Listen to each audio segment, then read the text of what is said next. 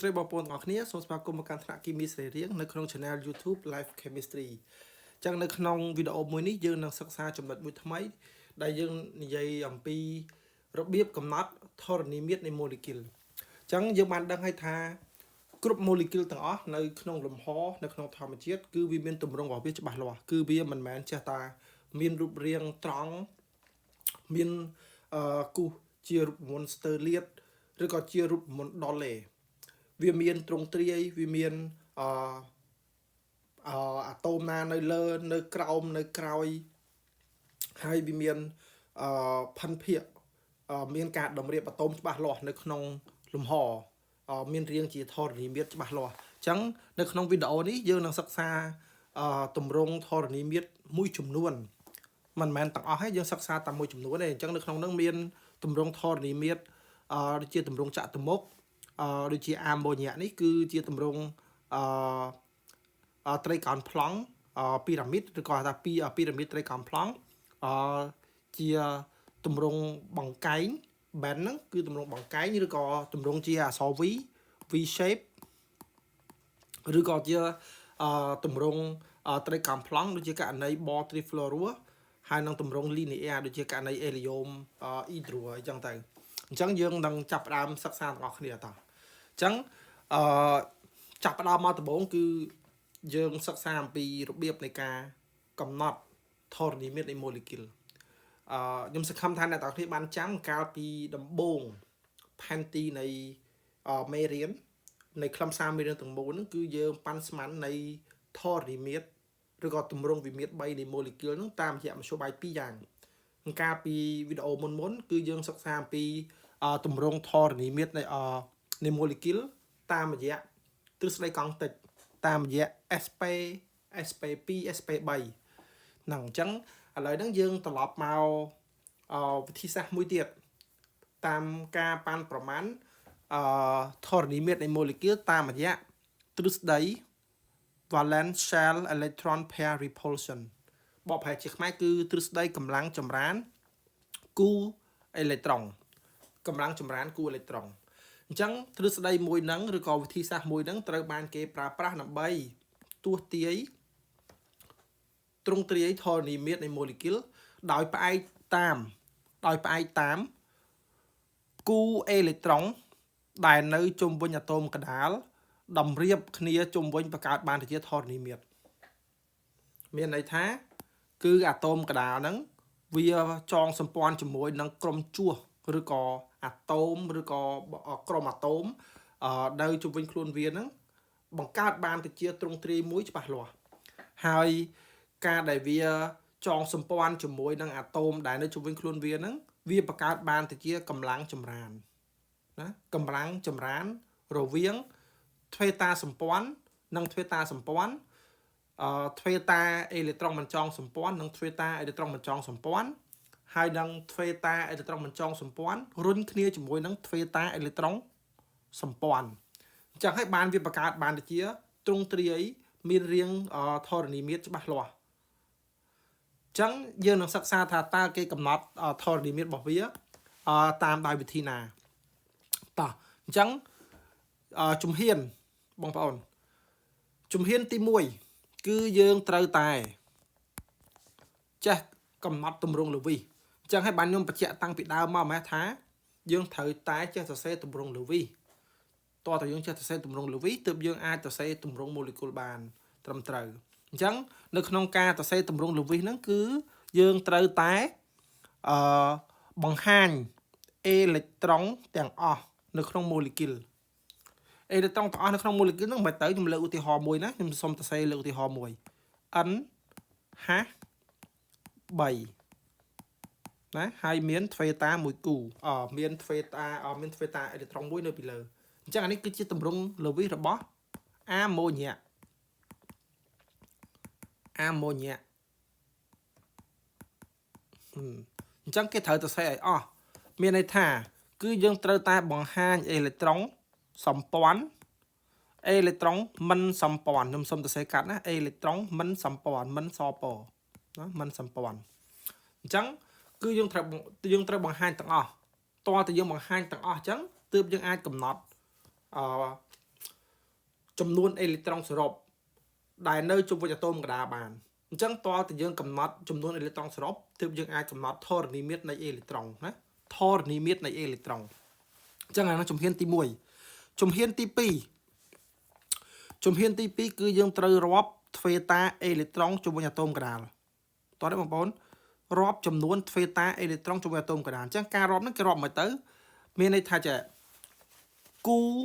អេឡិចត្រូងសម្ព័ន្ធគូហ្នឹងគូអេឡិចត្រូងសម្ព័ន្ធមកថាអាអេឡិចត្រូងដែលដាក់ហ៊ុនរួមគ្នាអីហ្នឹងគឺមិនថាសម្ព័ន្ធមួយជាន់ក៏ដោយមកថាសម្ព័ន្ធមួយជាន់ពីរជាន់ឬក៏3ជាន់ក៏ដោយណាគឺគេរាប់ស្មើមួយទាំងអស់រាប់ជាតំបន់មានដង់ស៊ីតេអេឡិចត្រូងណាបើថាគឺរាប់ស្មើមួយទាំងអស់គឺគេរាប់ស្មើមួយអញ្ចឹងគេគិតអញ្ចឹងទៅហើយគូអេឡិចត្រូងមិនចងសម្ព័ន្ធណាគេរាប់ផ្សេងពីគ្នាបែរថាអាសម្ព័ន្ធហ្នឹងវាមានសម្ព័ន្ធ1ជាន់សម្ព័ន្ធ2ជាន់សម្ព័ន្ធ3ជាន់តែគិតស្មើតែមួយឯងចំណែកឯមួយទៀតគឺគេសំតាំងនេះ A អានេះ B ណាហើយនេះគឺ C អញ្ចឹងចំណុច B ហ្នឹងគឺគេរាប់ចំនួនគូអេឡិចត្រូងមិនចងសម្ព័ន្ធណាហើយទី3ហ្នឹង C ហ្នឹងគឺគេសរុបចំនួនអេឡិចត្រូងដែលនៅវិញជុំវិញអាតូមកដាល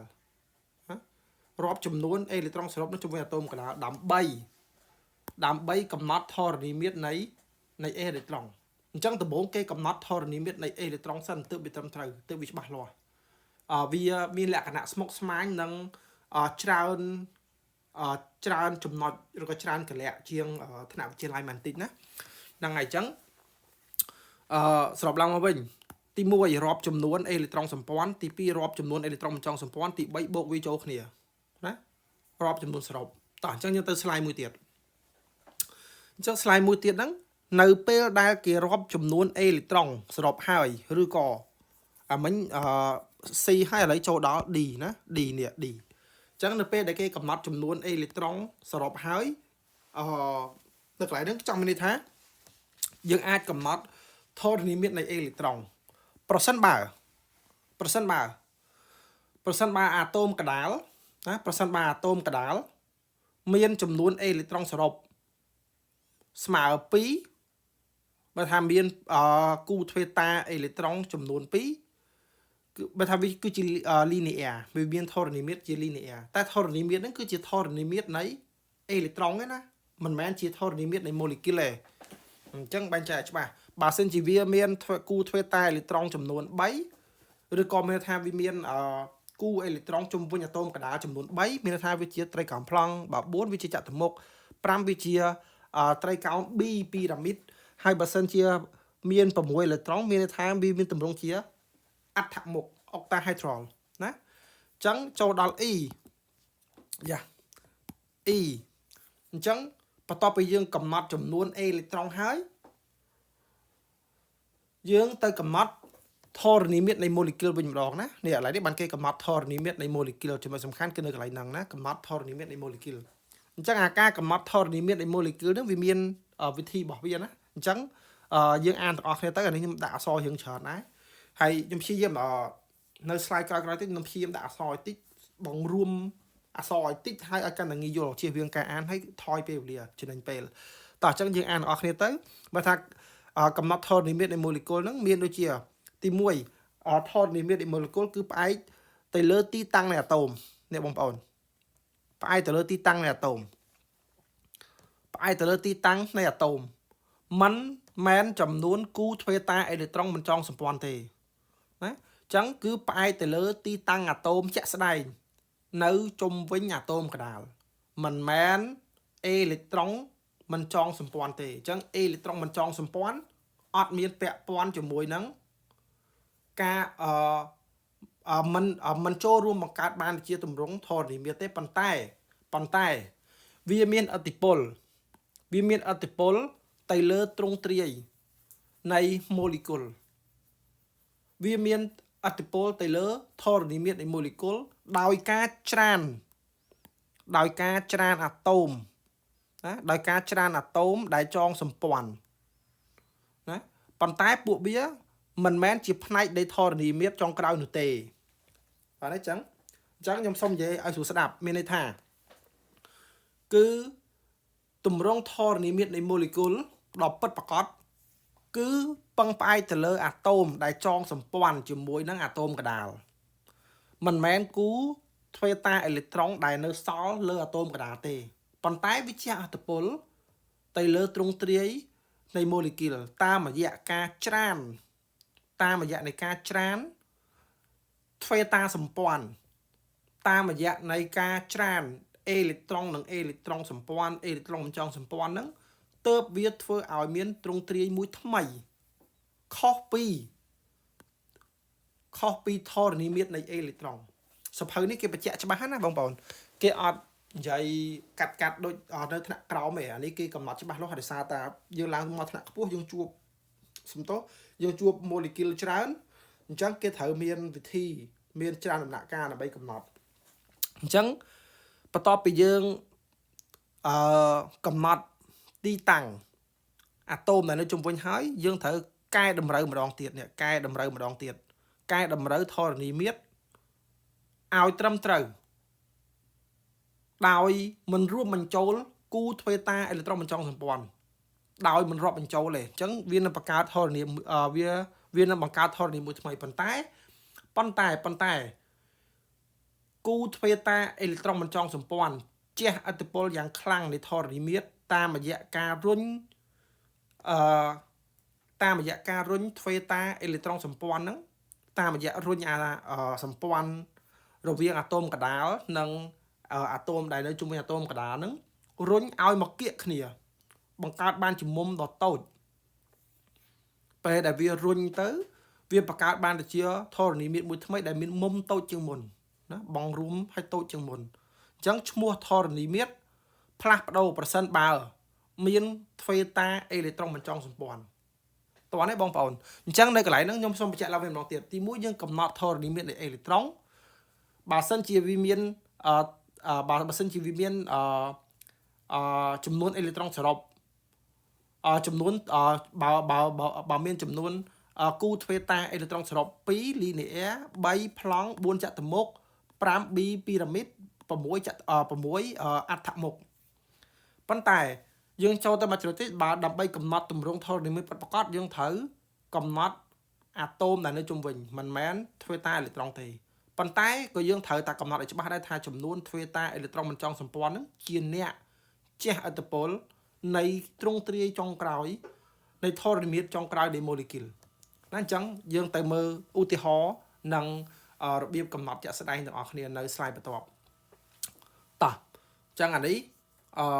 យើងអាចមើលតាមតារាងនឹងបានប៉ុន្តែខ្ញុំនឹងមានវិធីសាស្ត្រទី2ណាខ្ញុំមានវិធីសាស្ត្រទី2អានេះខ្ញុំឃើញនៅក្នុងសភៅមួយដែលគេរៀបរាប់អញ្ចឹងប៉ុន្តែដំបូងឡើយខ្ញុំគិតថាប៉ុណ្ណឹងវាល្អហើយគ្រប់គ្រាន់ហើយប៉ុន្តែដល់ពេលខ្ញុំទៅមើលសភៅមួយទៀតគឺរត់តែល្អជាងនឹងទៀតអានេះគឺច្បាស់ហ្មងវាមានគេហៅថាមានពិធីការច្បាស់លាស់ហ่าបងប្អូនអញ្ចឹងវាបែងចែកចេញជា3ជំហានណាវាចែកចេញជា3ជំហានដូចតែខ្ញុំនិយាយប្រាប់មិញអញ្ចឹងទី1គេត្រូវកំណត់ចំនួន steric អញ្ចឹងចំនួន steric ហ្នឹងមានន័យថាគឺជាផលបូករវាងចំនួនទ្វេតាសម្ព័ន្ធណាគឺជាផលបូកនៃទ្វេតាសម្ព័ន្ធបូកជាមួយនឹងទ្វេតាបញ្ចងសម្ព័ន្ធ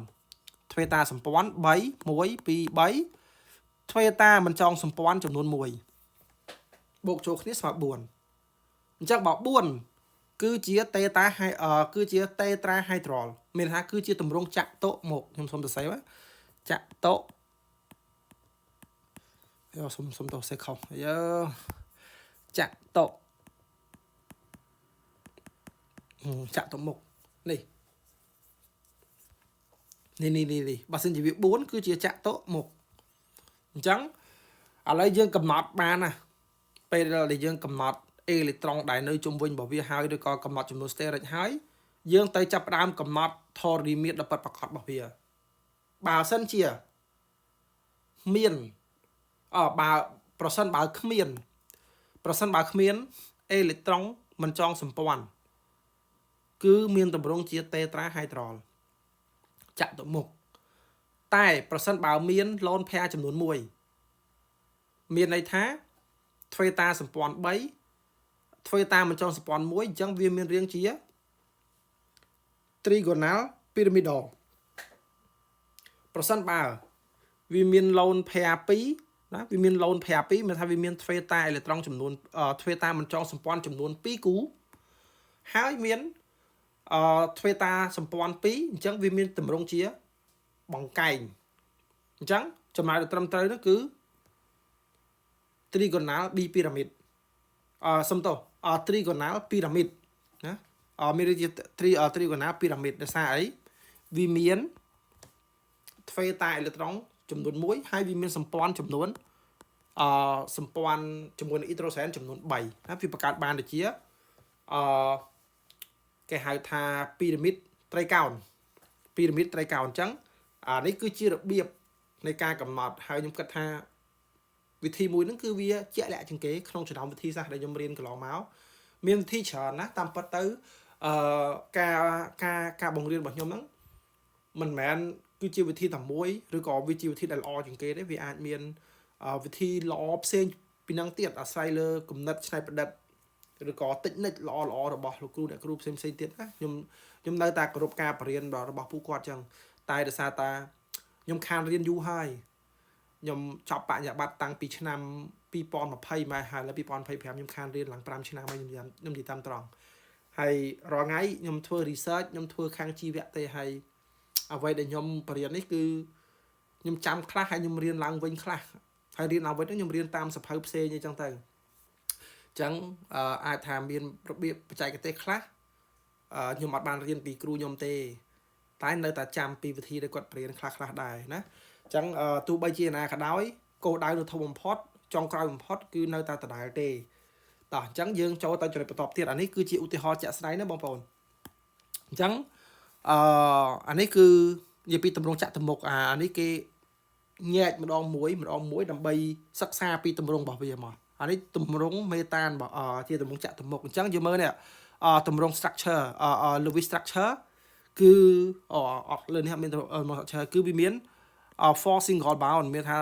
សម្ព័ន្ធមួយជាន់ចំនួន4ចន្លោះរវាងកាបូននិងអ៊ីដ្រូសែនណាអញ្ចឹងយើងមើលមកវាត្រូវមួយណានេះelectron geometry នេះណា electron geometry មកថាធរណីមាត្រនៃអេឡិចត្រូនណាវាមានអេឡិចត្រូនចំនួន4មកថា4ទ្វេតាសម្ព័ន្ធអញ្ចឹងវាមានទម្រង់ជា tetrahedral ប្រសិនបើអត់មានណាប្រសិនបើអត់មាន lone pair អញ្ចឹងវាជា tetrahedral បងប្អូនតោះណាវាអត់មាន lone pair គឺជា tetrahedral ចំណែកឯ 14.2 ទម្រង់ធរណីមាត្រនៃអាម៉ូញ៉ានេះយើងនិយាយហើយមិញណាបងប្អូននេះអនុវត្តនេះអាម៉ូញ៉ាឥឡូវយើងមកនិយាយអាម៉ូញ៉ាម្ដងទៀតហេតុអីបានជាគេនិយាយពីអេឡិចត្រូន geometry នេះតែបងប្អូននេះខ្ញុំក៏មិនសូវដែរឃើញដែរខ្ញុំថាមិនអត់ទេខ្ញុំអត់ដែរឃើញហ្មងពីមុនខ្ញុំធ្លាប់ឃើញថា electron domain ទេ electron domain ហ្នឹងគឺជាអេឡិចត្រូនដែលនៅជុំវិញអាតូមកណ្ដាលទាំងអស់បូករួមទាំងសម្ព័ន្ធនិងអាមិនចងសម្ព័ន្ធតែដល់ពេលនៅក្នុងនេះគេនិយាយអំពីគេ electron geometry ទៀតចុះវាលម្អិតមែនតើចឹងតែបើយើងគិតមើលឡើងវិញទៅអា electron geometry នេះគឺវាផ្ដល់ព័ត៌មានបានល្អដែរអញ្ចឹងតែអានេះគ្រាន់តែជាការបែងចែកនៅតាមក្រោយប្រសិនបើវាមាន lone pair ឬក៏គ្មាន lone pair អញ្ចឹងបើវាមាន lone pair ចំនួន1ណាបងប្អូនណាមាន4ដូចគ្នាមែនទេឬក៏ហៅថា steric number ចំនួន4ឬក៏ electron domain ចំនួន4ណាវាគួរណាស់តែជា tetrahedral ត្រូវទេក៏ប៉ុន្តែវាមាន lone pair ចំនួន1អញ្ចឹងបើ lone pair ចំនួន1វាគឺជា trigonal pyramidal ណា trigonal pyramidal អញ្ចឹងពេលដែលយើងឃើញទម្រង់ចុងក្រោយគឺទម្រង់បែបនេះអាសូតនៅពីលើហើយអ៊ីដ្រូសែននៅវាចោតចុះក្រោមដោយសារអីដោយសារតែនេះអេឡិចត្រូននេះវារុញណាវាច្រានគ្នាអេឡិចត្រូននិងអេឡិចត្រូនវាច្រានគ្នាបងប្អូនអាហ្នឹងខ្ញុំរៀននៅក្នុងសភៅគីមីអសរីរាង្គទ្វេតាអេឡិចត្រូនមិនចងសម្ព័ន្ធច្រានគ្នាជាមួយនឹងទ្វេតាសម្ព័ន្ធបង្កើតបានទៅជាមុំនៅខាងក្រោមនោះវារួមទូចមែនតើ tỏ chẳng dư tầm một tiệt dương giấy pi tầm rong bằng cây band rồi có chia tầm rong cái pe khác cái hai tha chia V shape đấy nhưng mà ta dạy đại chắc là sao ta ai cả sao xây cái này style của crew này crew bằng riêng còn xây cái này pe khác còn pin dùng còn phải pe tha V shape nè so V rồi có đặc khác cái ta bằng cây như thế tỏ chẳng nơi tập đôi kia tại lấy bóng bao nó bên khóc kia tại này nè hả so ví này nè so vi à rồi có bằng cây hay nè mua là hai đài vía bằng card ban để chia so vi chẳng đời xa tái cầm lăng chùm rán nít khăn á bóng bao cầm lăng chùm rán rồi viếng thuê ta mình sắm pon khăn mình tên cầm lăng chùm rán thuê ta mình trong sắm pon đằng thuê ta mình trong sắm pon khăn chừng kề hai bán bà này lụm đạp tì muối cầm lăng chùm rán rồi viếng thuê ta mình trong sắm pon hay chùm muối đằng thuê ta sắm pon lụm đạp tì pì khăn lụm đạp tì pì thuê ta sắm pon đằng thuê ta sắm pon sau chừng kề nhụm đại lịch 7 nhé nhụm đại lịch 7 chẳng hay ban chỉ viêm room tụi mình tàn chẳng hay ban dương khen tha lịch muối nè cầm lăng chùm rán nè việc thông khăn á việc thông khăn chừng kề á việc liệp dần thăng thông khăn chừng kề chẳng vì miền buôn để trong domain nè hai chẳng việc cuốn nát tài chia tê trai hai trò tài tam bắt tới ở tê để sao tại vì miền lâu phe chấm nôn pi nè lâu phe chấm nôn pi chẳng vì chia tầm rong bằng cài nữa anh ấy cứ chia tầm rong tây cản plong chẳng tây cản plong dương rọp tới electron domain vì miền mãn muối pí 7 nè electron domain rồi có steric number tam sập hơi tam style steric number chấm nôn 3 rồi có electron domain chấm nôn 3 trong việc chia trigonal planar 2% bảo vi miền lone pair admin lone pair mà đấy này atom cả là ô xong tôi atom cả admin lone pair chẳng việc cu na tài chia nè trigonal planar tray cao plong ok này trong cào à trong cào trong cào cứ barium á barium hydro smart hydro smart hydro chúng sẵn camera ra che mấy hydro nó bây giờ ban riêng kim ạ sẽ riêng giờ squat là hydro nó cứ chia smart là hydrogen tại mà ở đây dương vậy tam không sẽ riêng chưa sẵn mà chẳng anh ấy dương rọp electron domain chấm nôn màn muối pi electron domain chấm nôn pi hai admin lone pair t trong vi chia ly nế air nghe bên tên chẳng tay cao tiết dương năng dây pi lồng hạt hay để sao ta video lò máu nhâm thọt về hướng về anh page vì bạn nó không ca cắt nó không ca thua video nó không ca bà hó chắc nhâm xong thua về clay nữa hay lồng hát nhom năng đạn nơi video môi tiệt á chẳng dừng tam đàn video môi tiệt ở này á chẳng video đó mình phần năng tế chụp hình video cáo dừng ri lồng hát ở này bye bye